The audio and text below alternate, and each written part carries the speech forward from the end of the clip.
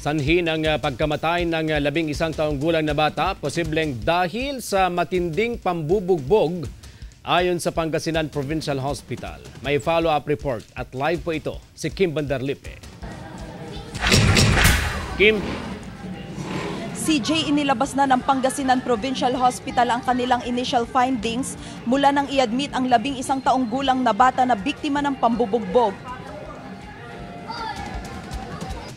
Nasawi kamakailan ang 11 taong gulang na itinago sa pangalang Marcos na tubong Barangay Salay, Mangaldan, Pangasinan. Isinisisi ang pagkamatay ni Marcos sa pambubugbog ng mga minor de edad niyang kalaro. Kinumpirma ng pamunuan ng PPH na puno ng pasa ang katawan ni Marcos nang dinala sa ospital. Agad itong binawian ng buhay matapos ang 4 na oras na pamamalagi sa ospital. After mga 3 or 4 days, may lumabas na mga pantal sa lahat ng kanyang katawan po, which can be due to yung bugbog. Base sa x-ray ng biktima, may pulmonya raw ito.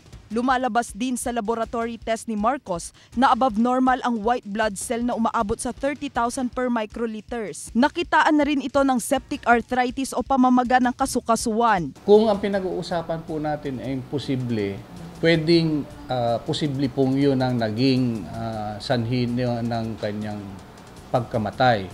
Pero ang sasabi lang po talaga kung ano ang naging talagang definite cause of death ng bata ay autopsy. Dapat aksyonan mo.